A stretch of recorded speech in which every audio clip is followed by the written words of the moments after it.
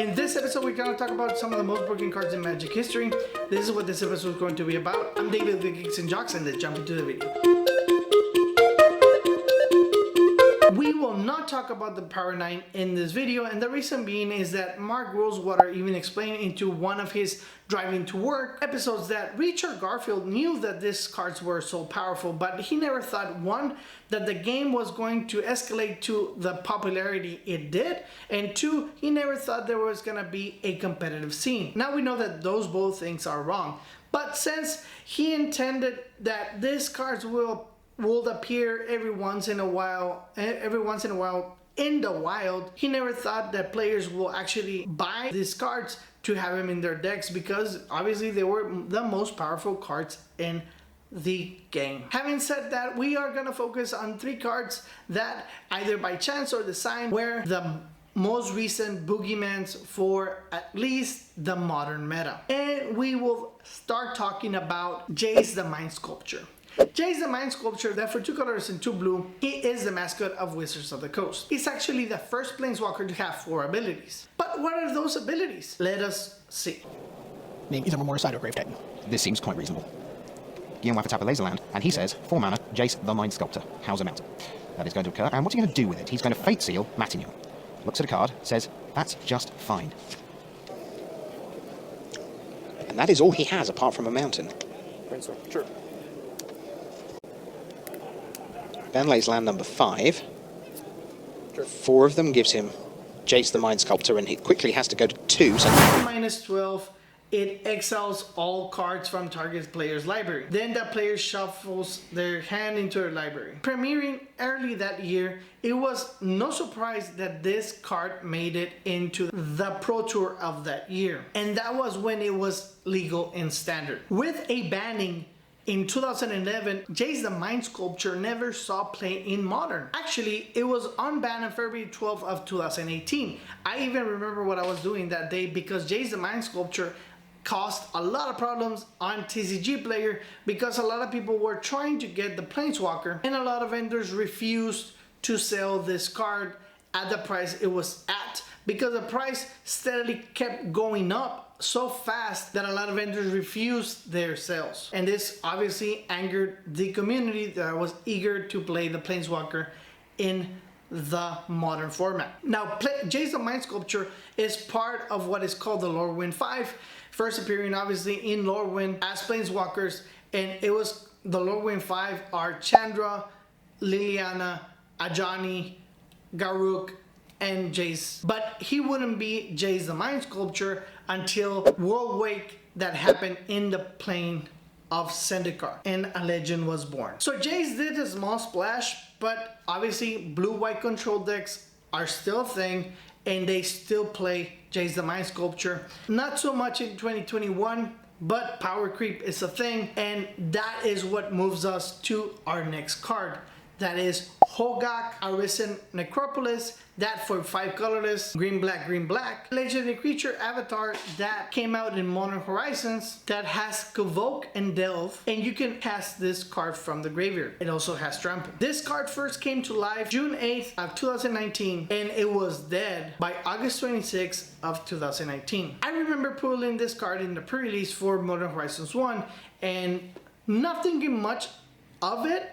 But then when I saw the decks that they were coming up in the bigger tournaments of that, obviously that same year, because it was banned just a couple months after it came to the format. You have to remember, this card never saw play in Standard, because obviously this card was made in Modern Horizons, and Modern Horizons was never legal in Standard. Its reign was short-lived, but it gave us a lot of lessons that hopefully R&D took into account when making these type of cards. R&D just cut their losses and banned the card. And then it was born for Modern, but now it's only legal in Legacy formats. Similar vein like Price Amalgam, so I stuck with that.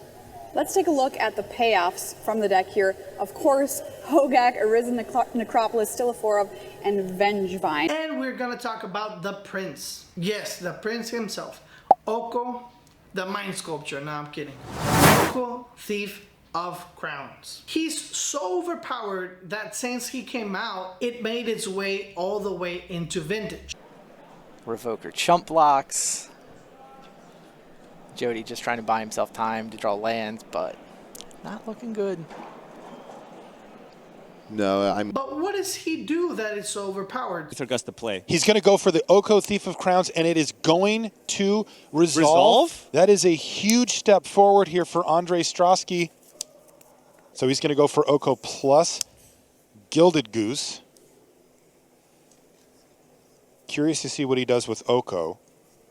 Yeah. He could knock one of the Crazies down to the ground. It's think he huge, I but think he could he at wants least to- interact with it. Yeah, I think he wants to shrink the 6/6, or not shrink, Grow it. shrink, grow. How you know what I? You know, he's not. He wants to remove trample. Yes. And Trample and flying. Right. There we go.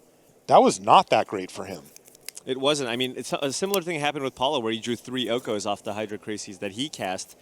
But I mean, at the end of the day, still 8/8 Flying Trampler in play. Yes. Do you want To me, this is one of the biggest mistakes in Magic history because you have to remember that this was supposed to be played with Once Upon a Time in Standard. Also, cards like Goose that let you cheat him out a turn earlier, making him effectively a 2-mana Planeswalker. This card only lasted for 45 days in Standard, 75 days in Pioneer, and 101 days in Modern. And the thing that made him banned in Modern is this exact thing. Modern Monday here in Instant Deck Tech Land, and we have a weird one to look at today. I mean, on one hand, this deck is Burn. On the other hand, it's Burn playing Oko. If there was ever a sign of Oko going too far, it's probably Oko being splashed in a Burn deck. Moist Burn. Most people thought about it as a meme deck, but it's actually a deck. And Sovereign Olive said it best: when you see that Oko is being splashed in Burn, there's obviously something inherently wrong with this card. Oko just went too far in Modern and it got itself banned. Honestly, when I heard about it in the first time, I laughed, but then I thought about it and that's when I immediately knew that this card was going to get banned in Modern. I don't see them ever unbanning Oko in the Modern format unless they errata the card and make sure that make one of its abilities a -1 ability, making it fall prey to the elk it itself creates. So before you leave, why don't you check out this video talking about the Modern format, a top 8 deck in SCG Dallas. That is it for today's video. Want to thank our sponsors Dex for sponsoring this video. Also want to remind you, if you're not subscribed, this will be the best moment to do so. Comment, like, and share if you like the content we make. That is it for today's video. Let us know what you think, and I'll see you in the next one.